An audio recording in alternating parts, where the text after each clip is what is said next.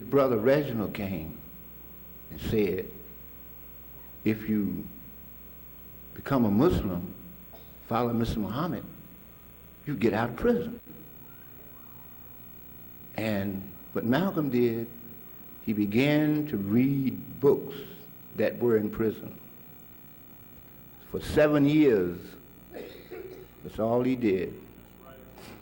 And his sister, Ella, got him transferred to another prison where this Caucasian had donated his library. And Malcolm said that he copied the whole dictionary by reading and looking up words he did not understand. And that's how he became a master of words.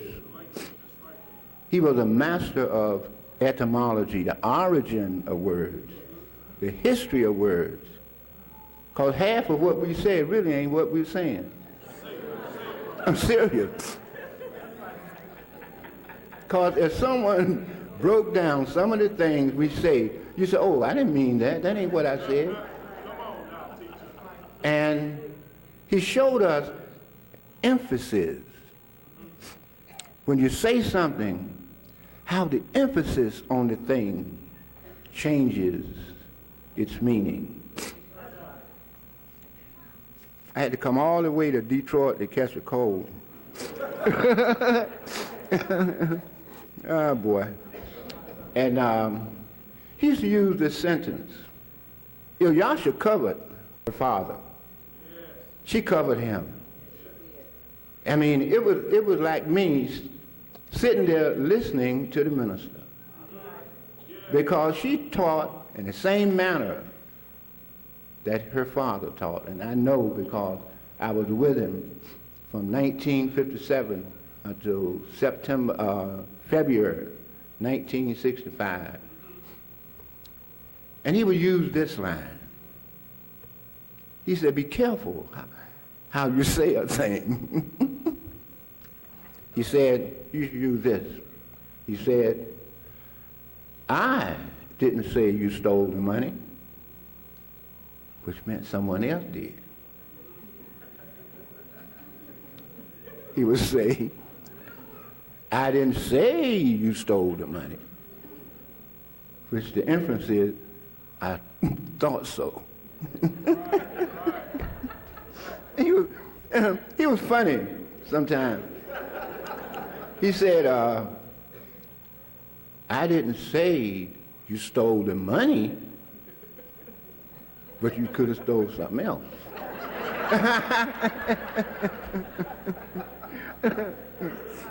I tell you what, you would really crack up behind him. He said, oh, I didn't say you stole the money. Yeah, that was the way he would show us and teach us the emphasis can change the meaning of the same line of words, thought patterns can change it.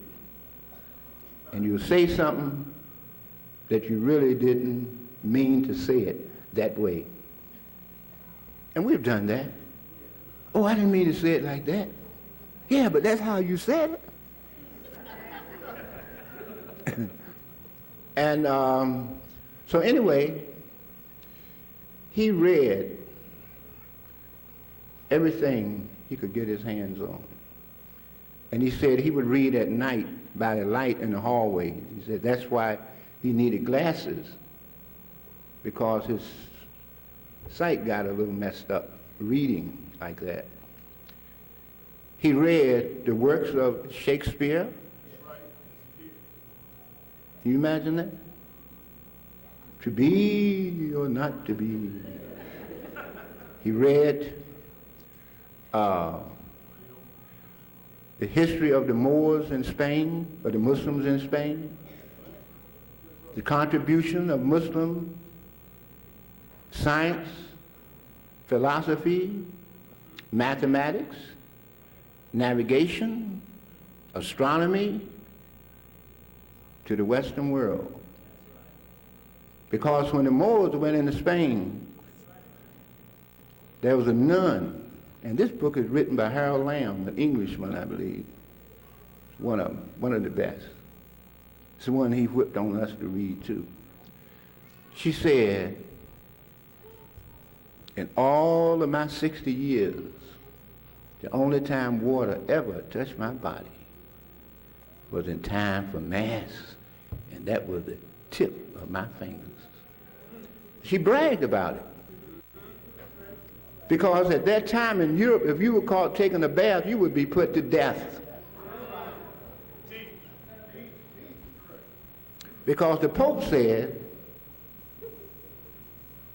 the reason why Rome fell, because they took too many baths. Now you think I'm joking? I'm not joking. So you can imagine these Muslims going into a country where people were that ignorant and didn't even bathe, and here's a dude bathing 5 times a day to make salat. All right? The 700 years that Muslims spent in Spain civilizing these people.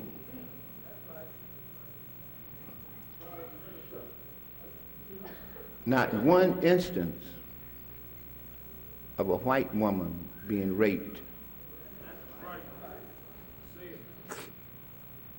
Now you tell me that's not morality? When the Crusaders went into Jerusalem and through Constantinople, not only they pillaged the country, but they raped women wholesale. Muslims didn't do that. You see? And what the minister did, he set up a class. Give me about 10 more minutes, I'll be. And this class was called the public speaking class, because Islam began to spread so fast that he needed helpers. I just happened to be one of them. And this class would make a college student want to drop out. Some do really do now would like to drop out, but don't drop out, hang in there. We had to read. You're talking about books and books and books. I had borrowed 21 books one time from the library, and they called and threatened me with prison if I didn't bring them back. Because when he taught something, you went to check it out, because he said, don't you believe what I say? He said, you check it out to make sure. Because I asked him one day, I know I said something, I was an assistant. But he had finally put me over the class, because I guess I would deserved it. Anyway, I said, Brother Minister. No, he said, Brother Benjamin, where did you hear that? Then he'll look at you, man, with those sometimes cold gray eyes. They could get cold as ice. You thought you saw icebergs floating across their eyes. And then they could get like fire. And then they could become so warm and passionate.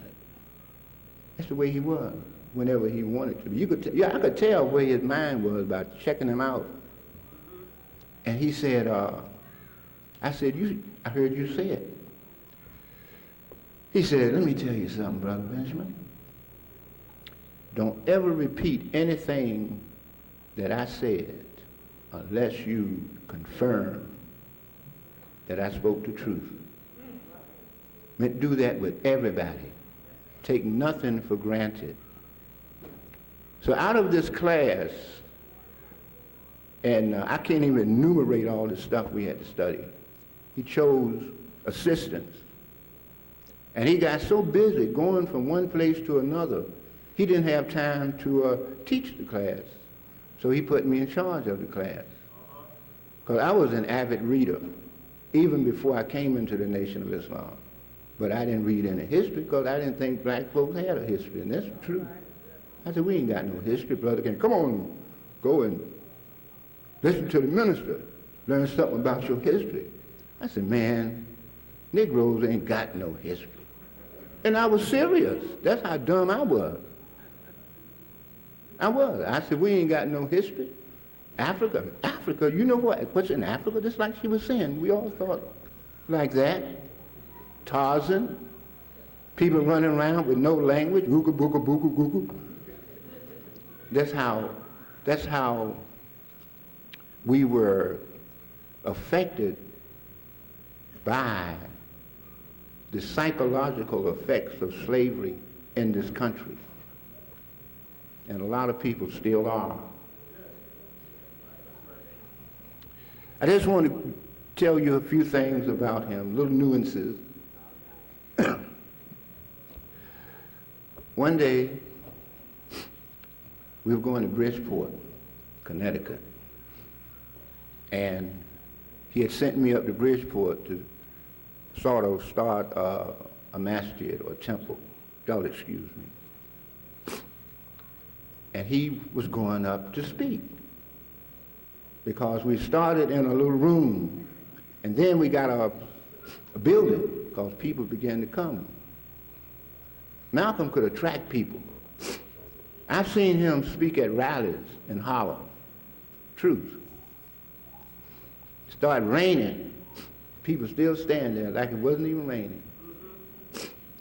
And I've seen them stare. And this is the truth. Like a glue had been glued to their eyelids and they couldn't blink their eyelids. I mean, just stare without blinking. And I said one day, something ain't right here. And I said, the people are not blinking their eyelids. And he could hold you spellbound.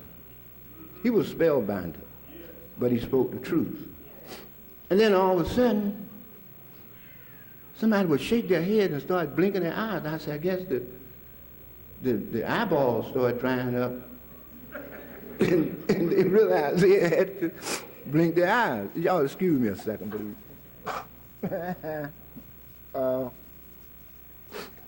And then he would teach people about their history. And the other thing he used to say, I hope I can remember this from 40-some years ago. He used to say, of all our studies, history is most attractive and best qualified to reward all research. For history develops the springs and motives of human actions that act so profoundly on the destiny of all human beings. Yeah. I haven't lost all my memory. Yeah. I got about 10 or 20 brain cells left. And he used to take children to the museum. And I used to go to the museum a lot. And before I met the minister, I got to tell something on myself now.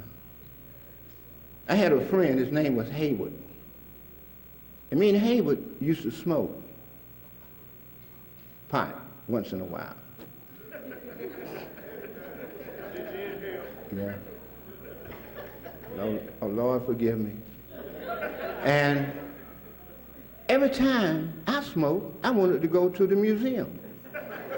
I don't know why. I always wanted, I would go to the museum. And I could never get Hayward to go. He would never go to the museum. So I would leave him going down to the Museum of Natural History on Central Park West. And I spend half a day in there. Then I go to Hayden Planetarium, which is connected with the museum. Sometimes I go over to the Science Museum on Fifth Avenue. But I was attracted by it. Maybe it was something in it that had an educational chemical. I don't know what it was. And the library. And I would borrow books on science. 1, 2, 3 Infinity by Einstein. Books on UFOs. Because I was in the Air Force and we used to track UFOs, track them by radar. So I knew about them. There was something out there that they didn't know what it was. And a lot of science. So when I became a member of the Nation of Islam, under him, going to the Museum of Natural History, I always went with him, with the kids. Come on, Brother Benjamin. And he would stop in front of these exhibits, maybe primates, and begin to teach the people, the little kids, the nature of these animals. And he knew it because he studied the nature of things. And he would stop. Another thing that fascinated him, and he fascinated children with it. You know what that was? Spider webs. Spider webs. The intricacy of the spider's web. And we learn that if you take spider webs and weave them into the diameter of a pencil, it will stop a C-47 in flight. You see the power of unity? You see? That's what he was teaching, the power of unity. If you take a plait from one of these girls' heads, you'd be surprised at what you could lift with it. But unplait it, and it becomes weak. He would stop even, I remember the exhibit on the Eskimo, and he'd break down the climate, the way they live, the way they hunt, while they could keep warm in an ice house. Matter of fact, we used to call the church an ice house because the way some of them messed people's minds up with the book, which was wrong. And then there was an exhibit in the Science Museum of Islamic artifacts and Islamic art. And he would teach them the history, Islamic history there. And I've seen Caucasians with their children, and they would put their children on their shoulder to listen to what the minister was saying. And you know what grieved him? He said, I don't see enough of our people with their children in these museums. He said, it's such a learning place. And I still go to museums. Still go. So much to learn, so much to think about, so much to know. And once you stop knowing, you're brain dead. So they might as well pull the plug. True. Once you stop learning. I'm just giving you a little tidbit. She gave you the cake, the Yasha. I'm just giving you a few little crumbs that she dropped.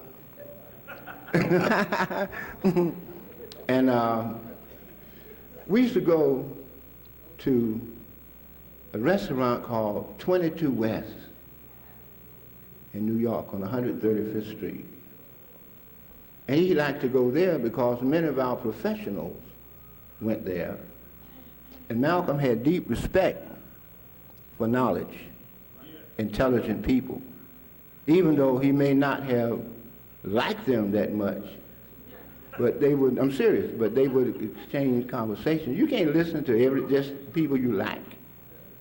You know, you should listen to a fool sometime. He might repeat something you heard a wise man say. Couldn't help him, but it may help you. So,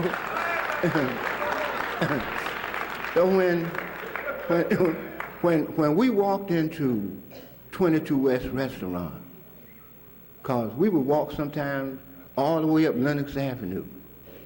Hi, Mr. X.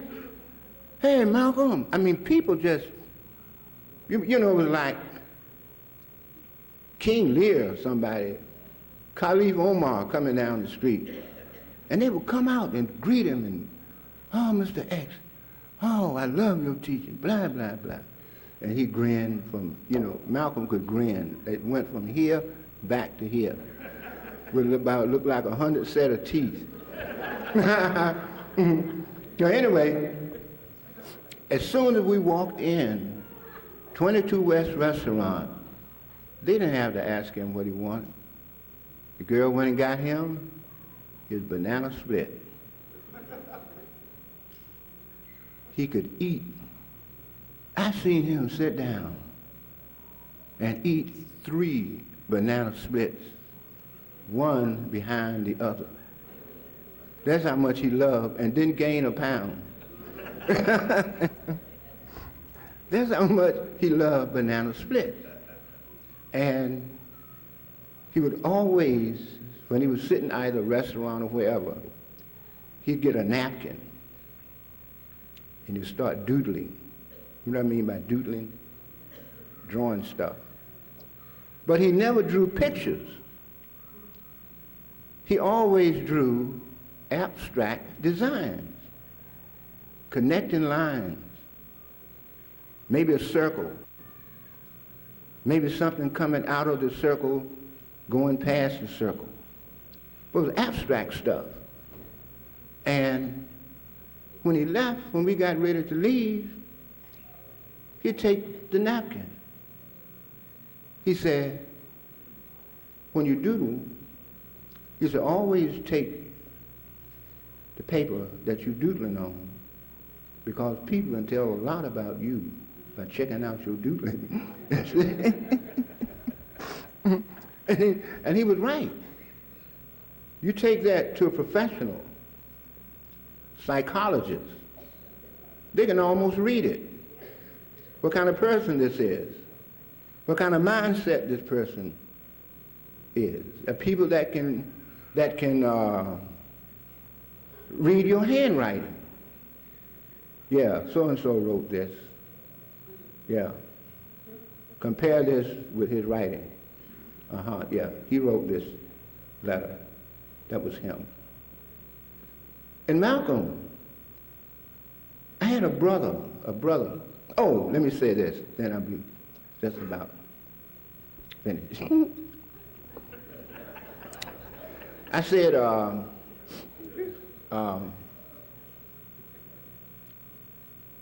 we were talking.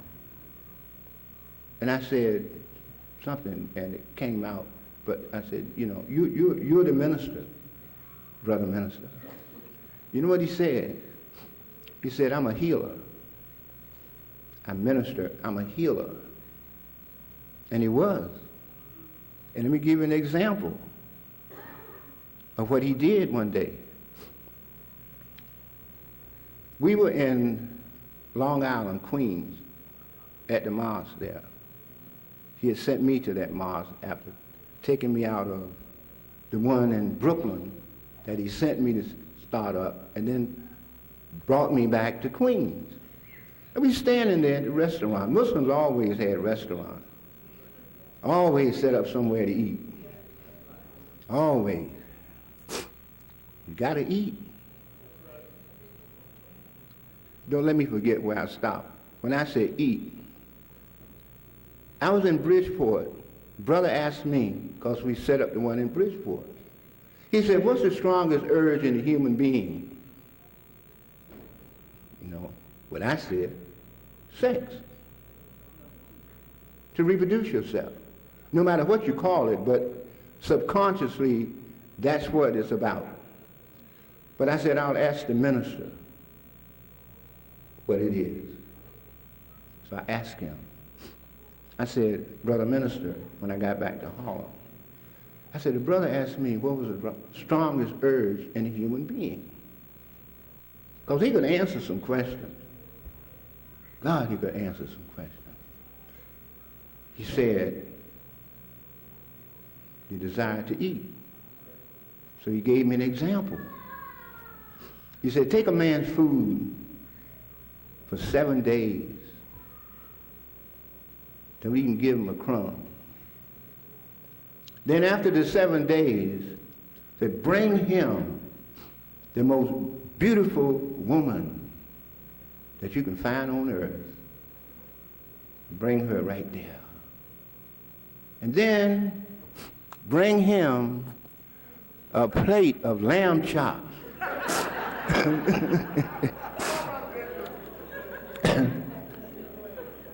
Mashed potatoes with gravy, string beans, and some peas, and a couple of hot rolls that's so hot that the butter is running down the side. So see which one he partakes of first. So I went back and told the brother what the man said. It was definitely the truth. So he had a way of painting a picture in your mind that was clear, no doubt in it, no doubt whatsoever. Yeah, I was talking about, what was I talking about? Yeah, about him being a healer. Yeah, okay, I got you. And the sister came in. She said, Brother Minister, I think my husband's gone crazy. I think he's crazy. So the minister, because he hardly ever got excited about anything, said, what happened? She said, he's been talking to Jesus in the house. Been seeing Jesus and talking to him. Because we had to read the Bible. And some brothers got so caught up that they lost sight on the world. I'm serious. I mean, got caught up in the book because we had to reteach people. And the Bible was used among us as much as the Quran was because of the nature of the people.